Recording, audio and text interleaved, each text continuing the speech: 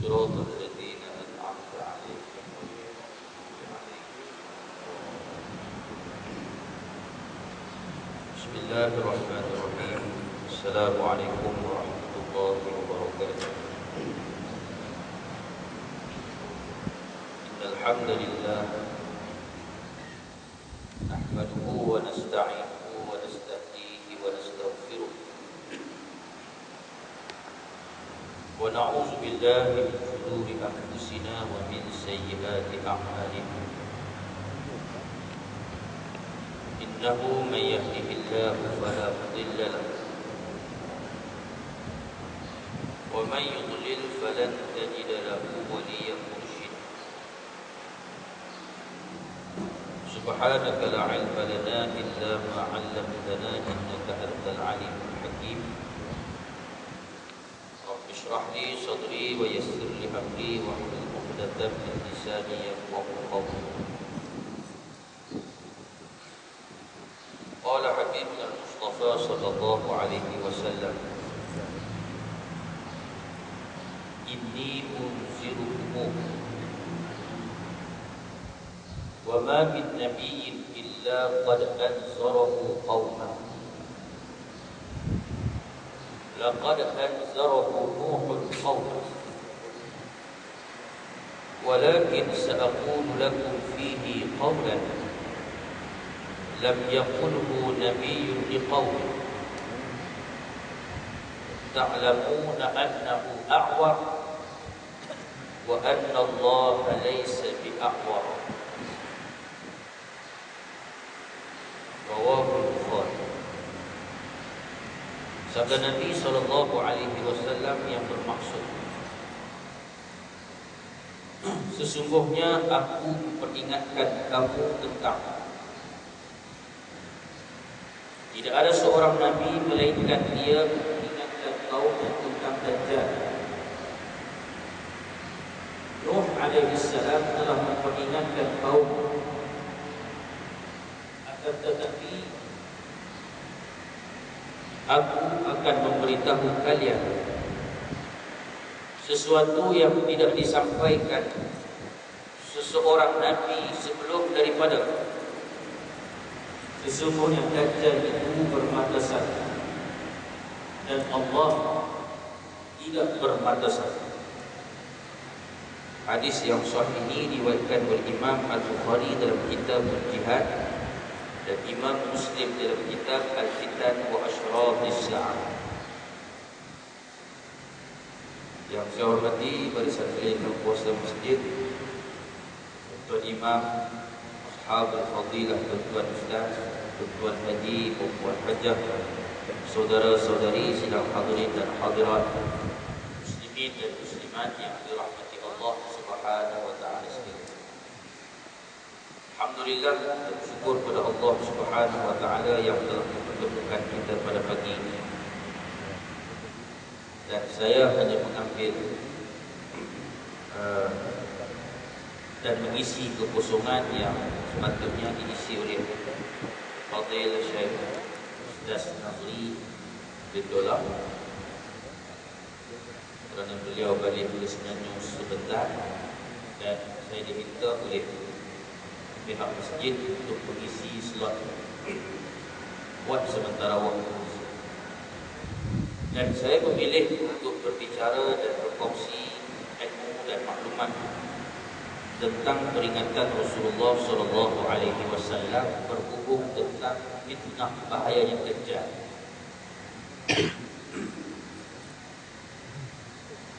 Dajjal adalah bahasa Fusha ataupun lengkapnya disebutkan sebagai Dajjal, syaddah ataupun sabdu pada jim yang bermaksud kazzab. Kazzab ini pembohong besar. Boleh ke orang Tengah Dajjal bertukar jadi Dajjal. Orang Perak pun sama, Dajjal dia jadi Dajjal. Bagi menggambarkan tahap pembohongan yang dilakukan oleh seseorang itu,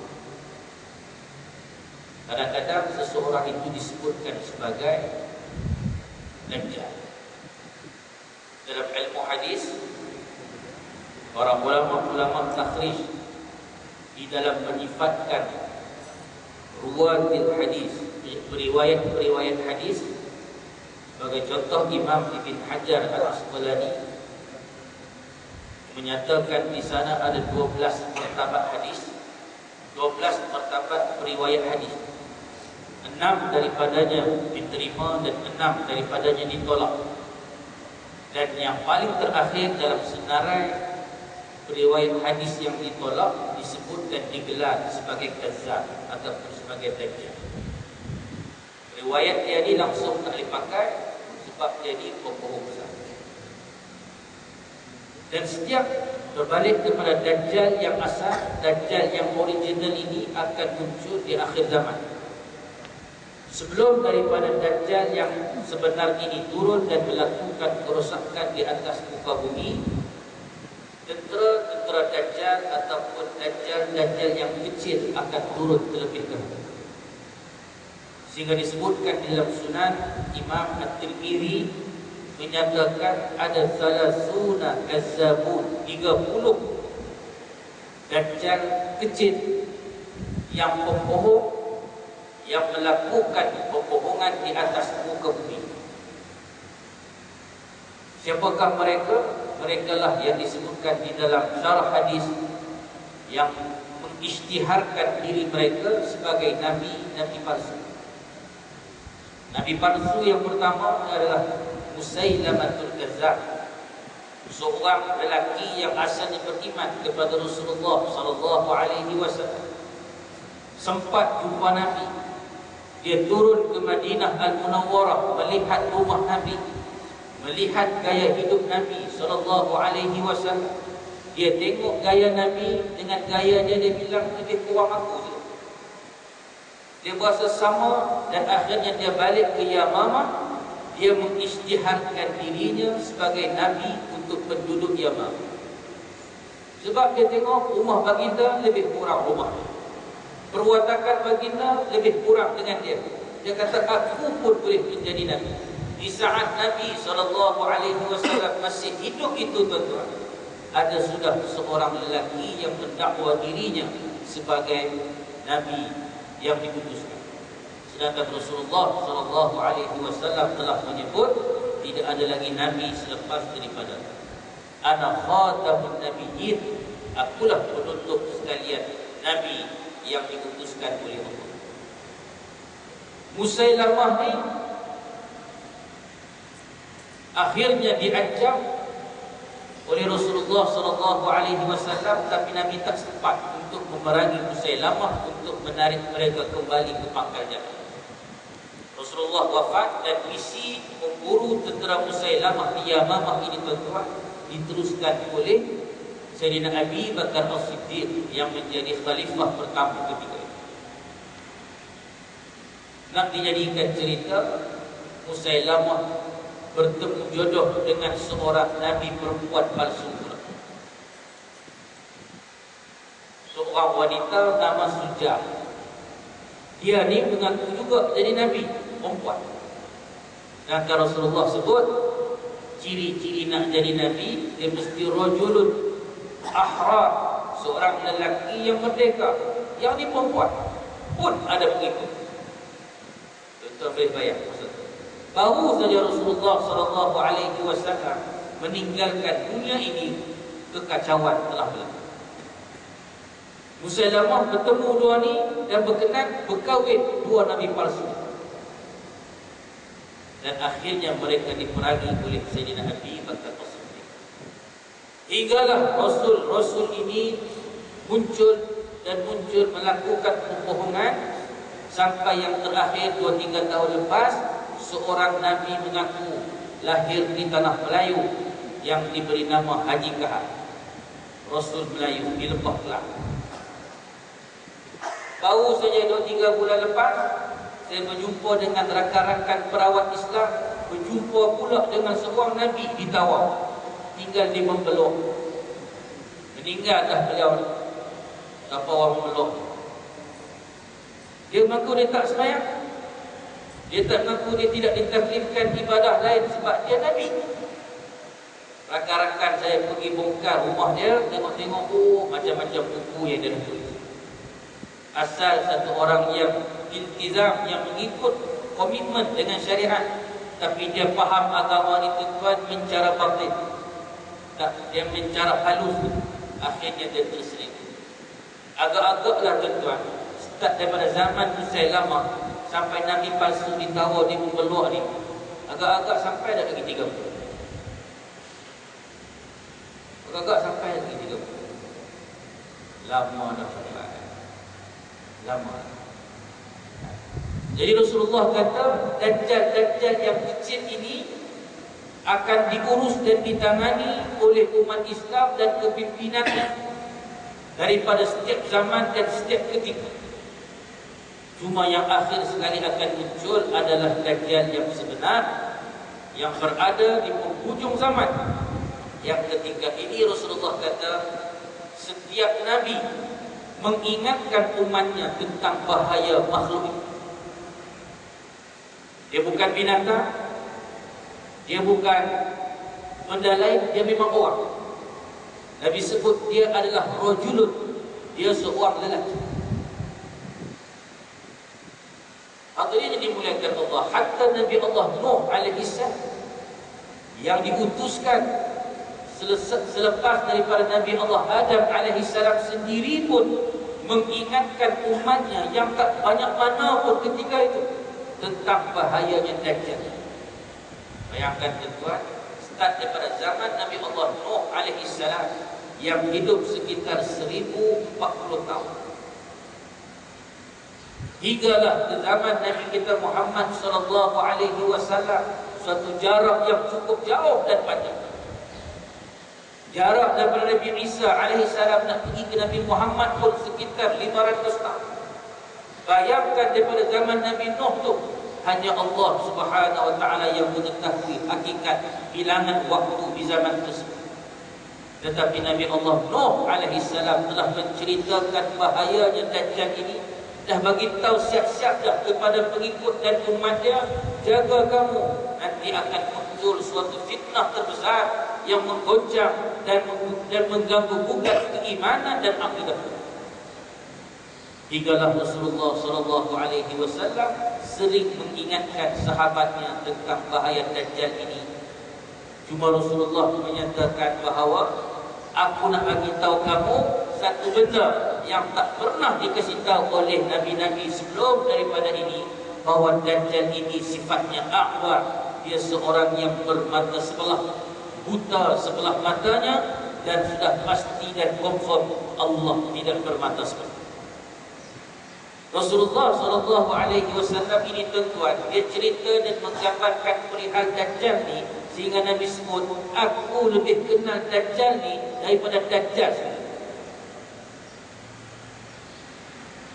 Aku mengenali Dajjal ini lebih daripada Dajjal sendiri. Sebab itu banyak hadis-hadis Rasulullah SAW yang menceritakan tentang perwatakan, tentang sifat-sifat fizikal, tentang bentuk dan apa sahaja yang berkaitan dengan Dajjal ini.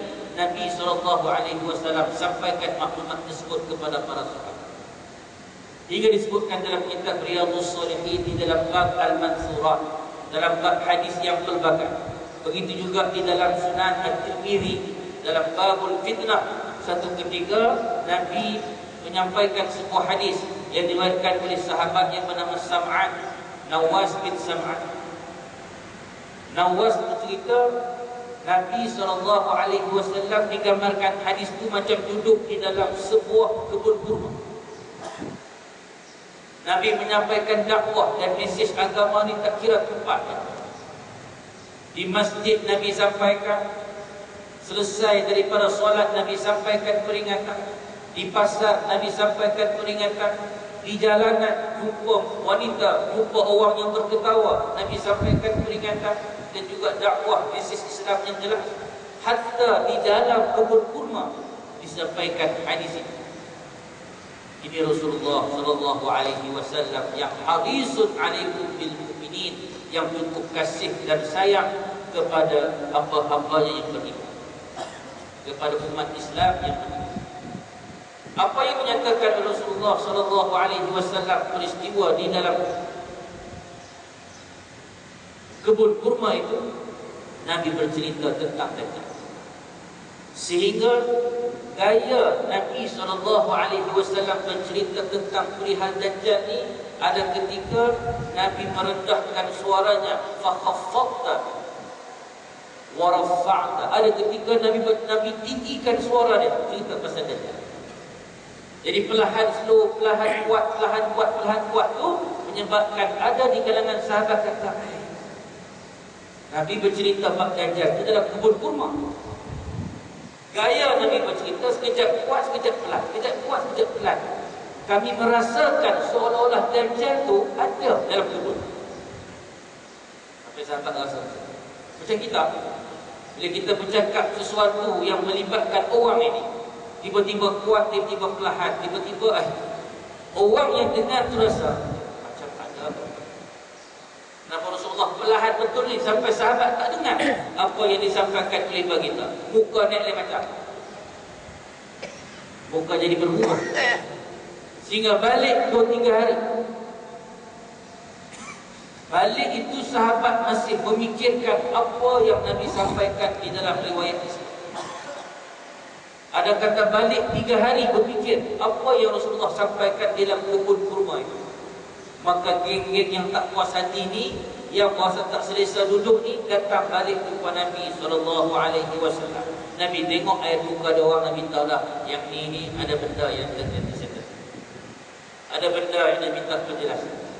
Akhirnya mereka pun bagi tahu Rasulullah SAW, ya Rasulullah, itu kamu cerita kepada kami tentang Dajjal. Engkau rendahkan suara, engkau tinggikan suara, sehingga kami rasa Dajjal itu ada di celah-celah pokok kurma. Tolonglah Rasulullah SAW cerita balik tentang Dajjal. Nabi sebut kepada para sahabat, Ghairul Dajjal akhwafu li alaikum.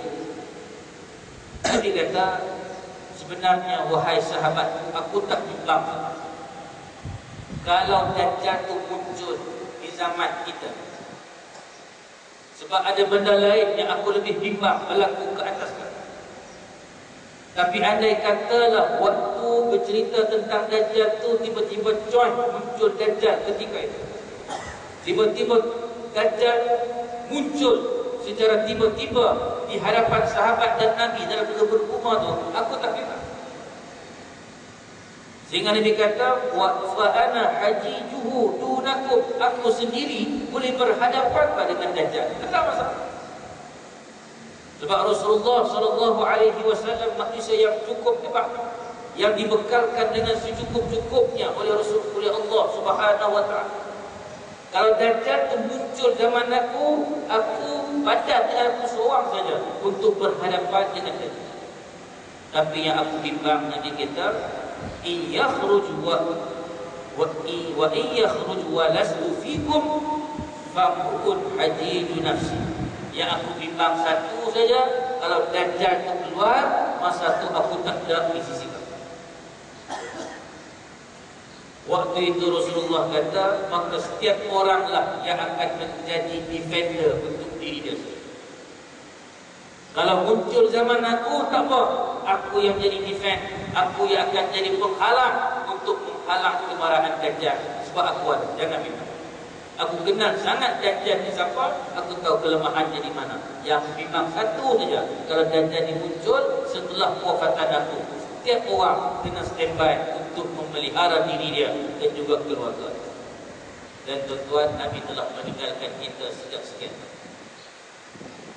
Rasulullah SAW menggambarkan sebelum kedatangan Dajjal ni, kemarau akan berlaku 3 tahun. Tahun yang pertama, hujan yang turun daripada langit itu Allah Ta'ala kurangkan stok hujan itu, kurang 1/3 daripada tahun-tahun sebelumnya. Biasa mungkin turun 360 mm setahun. Dan dia ada ukuran barometer tu. Saintis ataupun yang meteorologi dia boleh ukur Dia boleh ukur kadar penurunan hujan sepanjang tahun. Katalah biasa-biasa tahun 2013 itu ada 360 mm setahun. Masuk 2014 dia kurang 1/3, ukuran dalam data mereka tinggal sudah 240. Masuk tahun 2015 contoh, dia kurang lagi 2/3, tinggal 120. Masuk tahun ketiga tuan, langsung tak turun-turun. Ketika itulah kemarau yang dahsyat berlaku. Yang sekarang ini yang disebutkan oleh para pengkaji, wallahu a'lam, tapi menggambarkan seolah-olah fenomena kemarau dan kekurangan hujan ini dapat dirasai oleh penduduk Malaysia. Sampai di Selangor, sampai di Semenanjung diarahkan, diisytiharkan untuk menunaikan solat sunat istisqa, sunat minta hujan. Keluar arahan buat di masjid-masjid selesai daripada solat Jumaat, di samping minta hajat agar diturunkan hujan. Kan boleh. Buat pembenihan hujan, lepaskan air, tahu angin bawa pergi tempat lain pula, bukan hujan di situ, hujan tempat lain. Manusia boleh merancang, tapi nak menentukan turunnya hujan itu apa? Akhirnya hujan turun sikit, tapi air terpaksa dijatuh di kalangan sebahagian besar penduduk di sana. Walaupun berita hanya tunjuk di Selangor, dipolitikkan isu ini seolah-olah dengan sebab kerajaan Selangor bagi air free itu yang air tak cukup. Bukan sebab tu. Di Perak yang tak bagi air free pun kena jatuh juga. Di Melaka yang tak bagi air free pun bayar bil lagi pun kena jatuh juga. Di Negeri Sembilan, Kempangan, Asahan dan sebagainya tu, air tak bagi free pun tetap kena jatuh. Cerita dia bukan sebab bagi air free, sebab hujan tak turun. Dan tuan-tuan rasa tak di tahun hari hujan, kita sudah merasakan sekarang ni asal jumpa kawan-kawan di tengah hari ajak keluar makan pun nak mula panas. Panas betul tu sekarang. Ajak keluar makan tu, apalah aku spend, apalah petang-petang sikit daripada asal. Kalau kamu spend nasi berani tengah hari ni pun apalah aku tolak, tapi saya akan kis lah petang. Panas. Dan sekarang ini keluar pula statement daripada saintis-saintis, fenomena El Nino pula nak melanda tanah air, menimbulkan kebimbangan dan kegusaran kepada petani-petani dan pesawah-pesawah khasnya di putaran tanah air. Sebab bila El Nino ni turun, kemarau yang ada, air yang sikit, habis padi-padi. Tuan-tuan, kalau ikutlah kajian dia tu, rasa macam dekat. Rasa macam dekat. 3 tahun pertama hujan turun sikit-sikit, last kali hujan tak turun, kebun-kebun mati habis, kekeringan, binatang-binatang mati bergelimpangan, manusia tak ada benda nak makan. Sehingga Rasulullah SAW bagi tahu dalam hadis dia, bagi tips untuk berhadapan dengan suasana kemarau yang dahsyat ini. Saat tak ada makanan ini, Nabi kata yang boleh bertahan pada waktu itu hanyalah hamba-hamba Allah yang membasahi lidah-lidah mereka dengan zikrullah, yang bertasbih, yang bertahmid, dan juga yang memuji kebesaran Allah Subhanahu wa taala. Ini sahaja yang boleh bertahan pada waktu. Tuan-tuan, Islam ni satu agama yang futuristik. Islam ni, agama kita ni, dia satu agama yang bukan bercakap tentang masa tu saja, tidak. Dia bercakap tentang suatu masa yang Rasulullah sebut masa tu Nabi pun tak pernah jumpa, kita pun tak pernah berjumpa, tapi Nabi dah bagi satu panduan. Ni, kalau kamu berhadapan dengan situasi ni, ikut panduan yang telah aku tetapkan. Ini agama ni.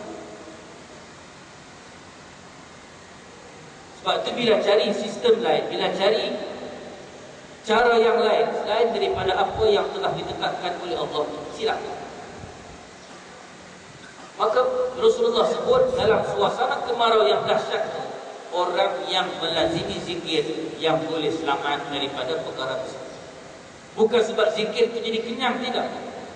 Tapi sebutkan kesibukan untuk menyibukkan diri dengan zikir itu menyebabkan tak apa nak fikir bab makan. Hadirin yang dimuliakan Allah, saat itulah di kemarau yang begitu mencengkam itulah Dajjal akan muncul. Yang dinyatakan oleh hadis-hadis Rasulullah SAW, ketika Dajjal muncul ni tuan-tuan, dia muncul, sahabat tanya, Dajjal ni siapa? Nabi kata, innahu rajulun qata. Dia ni lelaki yang qata. Qata ni bukan kereta. Qata ni berambut kelipi.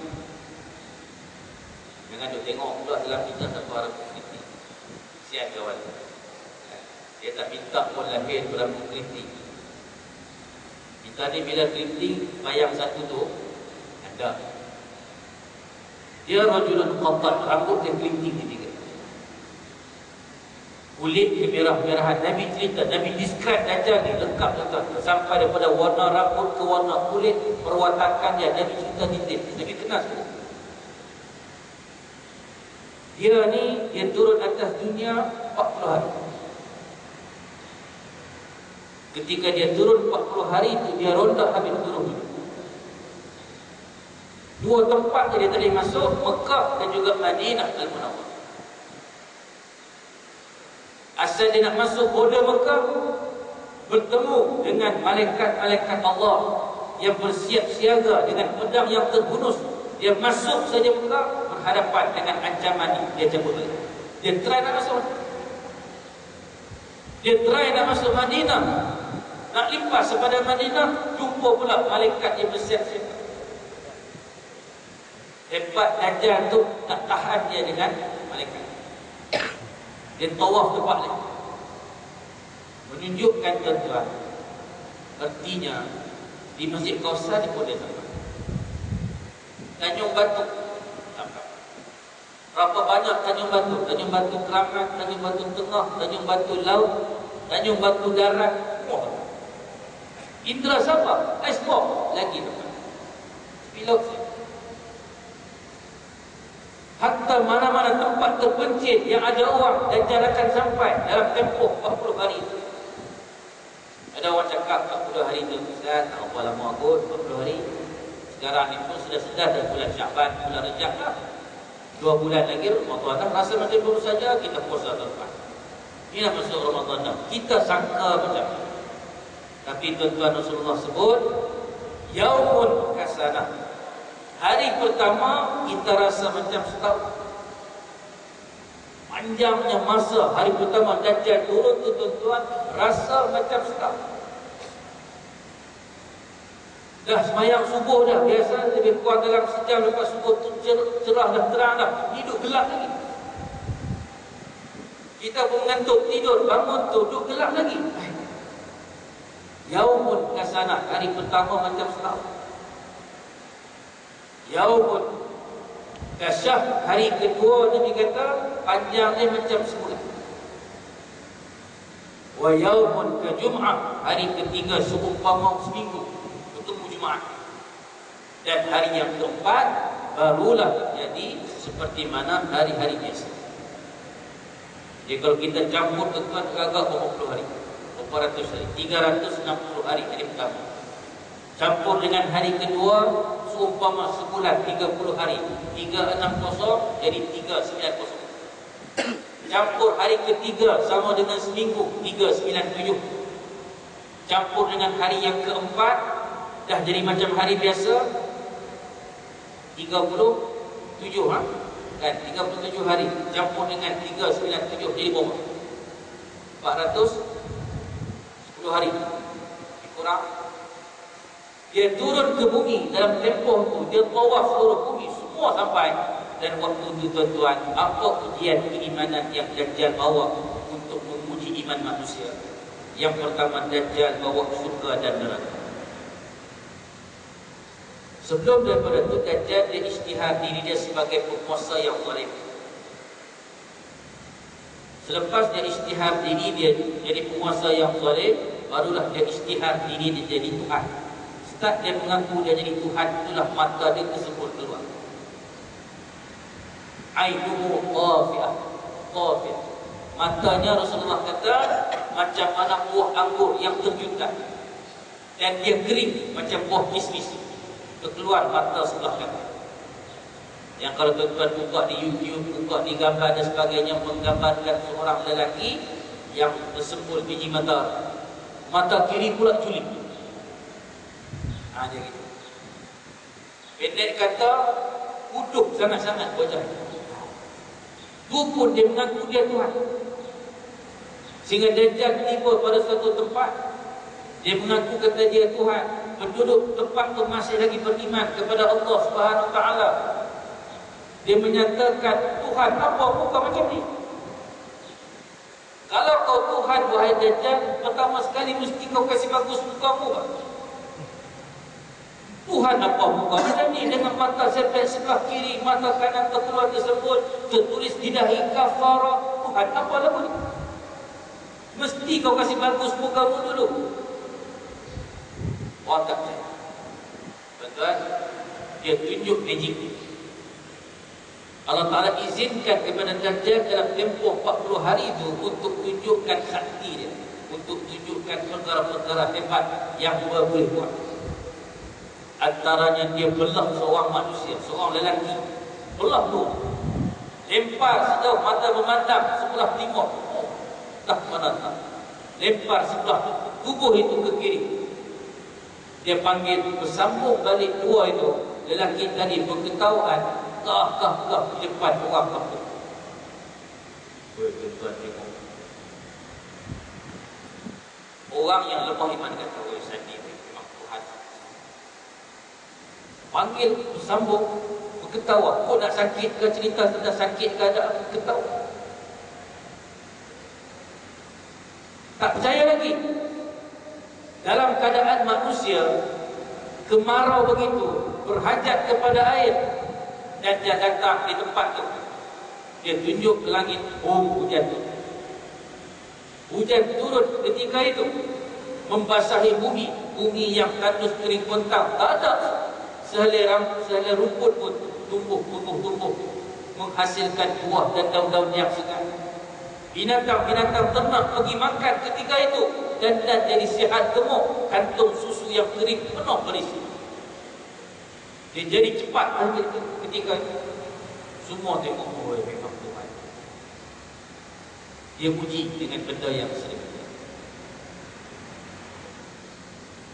Dia kata satu je, kalau nak yang aku tunjuk tadi, kamu mengaku kata Tuhan. Itu je. Waktu itu tuan-tuan, manusia sudah jadi bagi dua dah. Yang masih bertahan dengan keimanan, ada yang goyang.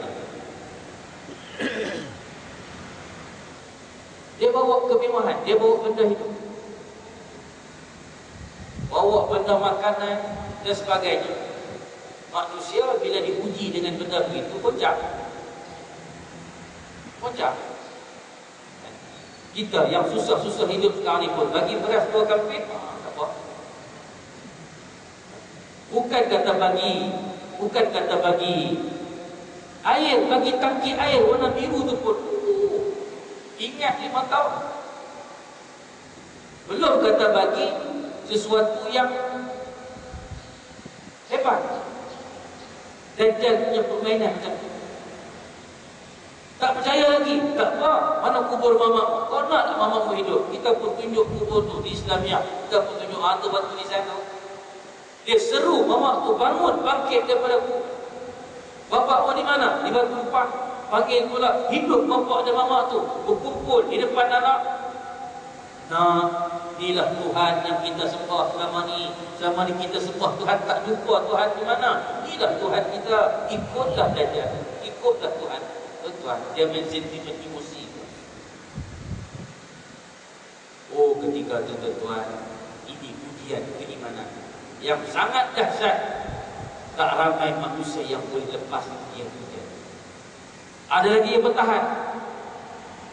Akhirnya Dajjal bawa ujian syurga dan juga neraka dalam bentuk sungai. Sungai datang depan-depan mata. Yang tadi ni kehausan, yang tadi ni kebuluran, datang buah-buah sungai. Satu sungai yang putih airnya, yang jernih, nampak cantik, nampak menyegarkan. Satu sungai berapi-rapi air, iaitu berapi-rapi air itu menjulang api daripada permukaan sungai.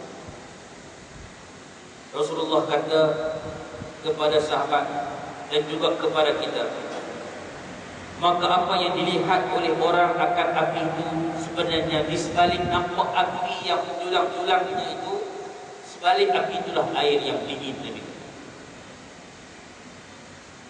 Dan di sebalik air yang dingin tu, yang kamu nampak sejuk, nampak sedap, nampak nak minum sangat-sangat, Nabi kata di sebalik itu adalah api. Maka Rasulullah kata, sesiapa di antara kamu yang umurnya panjang, yang bertemu dengan keadaan ini, maka hendaklah dia pergi dekat dengan sungai yang ada api itu. Jangan pergi dekat sungai yang nampak sejuk, nampak dingin tu. Pergi dekat sungai yang ada api itu, pejam mata, ambil suar tangan, tekuklah air daripada sungai api tersebut. Sebab dia hanya silap mata yang dibangun. Dia makan banyak riwayat lah. Satu bangsa peleng yang cukup ganas, cukup rakus, cukup menakutkan. Dia turun satu kampung, habis padang jarak padang terkumpul itu kampung. Sampai Nabi Isa ni Allah Ta'ala arahkan, bawa yang beriman ni naik satu bukit, wahai Isa. Terkepung Nabi Isa dan juga orang Islam yang masih beriman ketika tu di bukit tersebut. Nabi Isa pun tak boleh lawan. Sehebat-hebat Nabi Isa boleh bantai Dajjal tu, Ya'juj dan Ma'juj tak boleh lawan. Hinggalah Allah Nabi Isa angkat tangan doa pada Allah, macam mana untuk tangani Ya'juj dan Ma'juj ni, Allah Ta'ala hantar penyakit. Nak harap manusia makhluk lawan tak boleh. Allah Ta'ala hantar penyakit, penyakit hidup. Semua tu lah. Bukan sesemua babi pun sakit pun tidak. Tak tahu. Adakah corona ni pun tu, Allah Ta'ala. Kan? Penyakit tu kena kepada Ya'juj dan Ma'juj, satu malam, esok mati bergelimpangan di bawah. Masalah pula, nak buang macam mana mayat ni? Dengan busuk, dengan apa semua. BO dah hilang lah. Jentera-jentera masa tu semua dia makan apa semua, tak ada apa lah. Susah hati pula Nabi Isa. Angkat tangan doa lagi pada Allah, macam mana nak selesaikan. Allah Ta'ala hantar buruk. Disebutlah hadis. Nanti tuan-tuan akan tahu sudah ni. Kuih garut dah dia ni, tuan-tuan dalam tablet.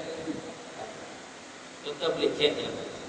Nabi hantar burung-burung yang seumpama batang, apa seumpama unta, pergi ambil Ya'juj dan Ma'juj ni, pergi buang entah di mana. Tapi sisa-sisa bangkai tu masih ada di permukaan tu. Allah Ta'ala hantar hujan, banjir, cuci habis kawasan tu, jadi macam padang yang berkat. Selesai bab Ya'juj dan Ma'juj, dunia kembali aman. Kemudian Nabi Isa perintah apa semua. Nabi Isa sempat merintah, Nabi Isa mati. Kemudian waktu tu barulah start matahari timbul daripada arah barat. Yang ni pintu taubat kata tu. Start pada situ, dia makin ada banyak peristiwa lagi lah yang masuk dalam 10 tanda besar kiamat tu. Asapnya itu macam-macam. Angin sejuk datang, masuk bawah ketiak sejuk, pergi dekat hidung orang Islam itu, pakat mati habis yang Islam ni. Walaupun dalam hati dia ada sedikit sejenis keimanan, yang hidup ketika tu adalah hanya orang kafir tu. Islam ni, yang ada iman ni, dia tak akan rasa kepedihan hidup selepas daripada matahari dah naik daripada arah barat. Kerana start daripada situ, nanti bintang akan jatuh berukuran, langit pecah, apa semua tu yang kita digambarkan seolah-olah digambarkan dalam 2012 punya filem tu, itu hanya kecil daripada gambarannya.